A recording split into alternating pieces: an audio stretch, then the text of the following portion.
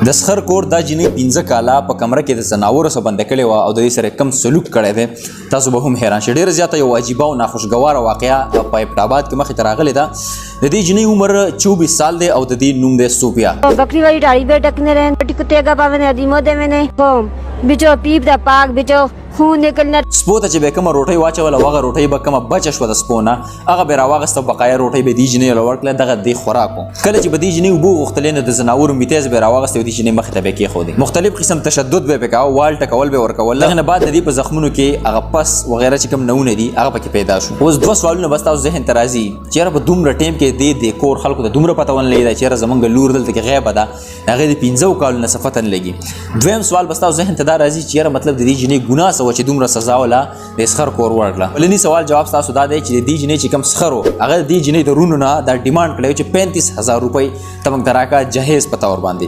خو دې جنۍ چې کوم خاندان و د دې کوم رونه و هغه ډېر زیات غریبانان و او هغه دا پیسې دې ولې نه شو ورکولی او نه یې شو ورته پوره کولی.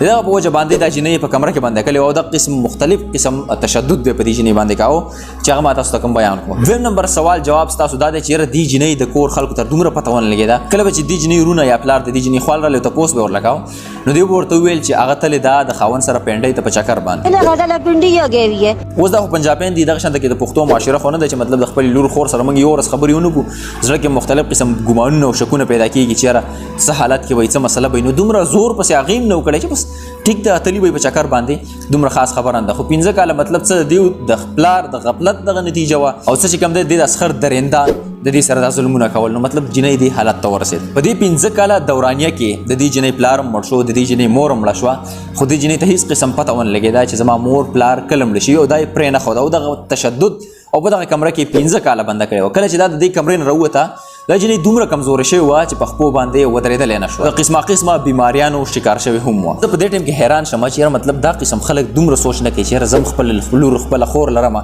دوی اوس سوچ کوي چې یاره مطلب زه به د پردي لور او خور نه دغه قسم ته کې ظلمونه به پرې وکړم او زما خپله خور لور به په پردي کور کې خوشحالي او دلته ښکلی ژوند تېروي. دا بې ضمیره جاهله او بې حسه خلک د جهیز په نوم باندې په پردی خور لور باندې قسمه قسم ظلمونه او جبر کوي. د جنۍ غریبې په دې کې څه قسم ګناه کېدلی شي. یار مطلب جنۍ خو دومره بدقسمته ده چې هغه نه د هغه کور شي نه د دې کور شي. پلار کور والا وایي چې یاره دا خو پردی ده بس د بل د کور ده هغه ته به یې وسپارمه. د خاوند کور والا وایي چې دا خو د پردي کور نه راغلی ده پردی جنۍ ده. نو مطلب جنۍ نه د هغه ځي شي نه د دې ځي شي د هغه په دې کې څه ګناه ده. دومره قرباني ورکړې چې د خپل کور یې پرېښی خپل مور پلار یې پرېښی یو پردي کور ته تلي په هغه کې ژوند کوي. دغه پردي کور کې یعنې د خاوند په کور کې هغه د هر چا موډ ته ګوري د هغه د هر چا طبیعت ته ګوري په هغه باندې ځان پوهه کوي قسمه قسم خبرې په ځان باندې وړي. په دې معاشره کې او په دې سوسایټي کې موږ د خپل وجې د خپل د رسم و رواج د وجې دا ودونه او دا رشتې دومره ګرانې کړي دي که نه چې دا خپل ځان ته په خپله باندې دا اور کرلی دی. قسمه قسم نوي نوي رواجونه په دې معاشره کې راوځي. اوس چې کوم کس مالدار هغه ډیمانډونه او هغه قسم رواج هغه اپناو کي بیا چې کوم کسان پکې نشي کولی دا قسم رواج دا جهیزونه او دا قصې نشي کولی نو د هغو دپاره یو پیغور جوړ شي د هغه همدغه رشته دغه خور لور بیا سبا په سرو سترګو جاړي هغې ته قسمه قسم پیغورونه په هغه کور کې کېږي او هغه ژوند پسې وورشي. خدای ته وګورئ دا نوي نوي رواجونه مه راولئ ځکه چې هر غریب سړی دا قسم رواجونه نشي افورډ کولی. ولې ورته بیا د دغې لور او د دغې خور ژوند په عذاب کې کوئ په کور کې بیا هغې ته هغه کیني او دغه پیغورونه ورته ورکوي. زموږ په معاشره کې دې قسمه فضول رواجونو باره کې ستاسو خپله څه رایه ده هغه راسره هم کمنټ کې شامله کړئ. انشاءالله ملاویږي نوي ویډیو کې د هغه د ما یاد رشاد رک اجازت د الله په امان.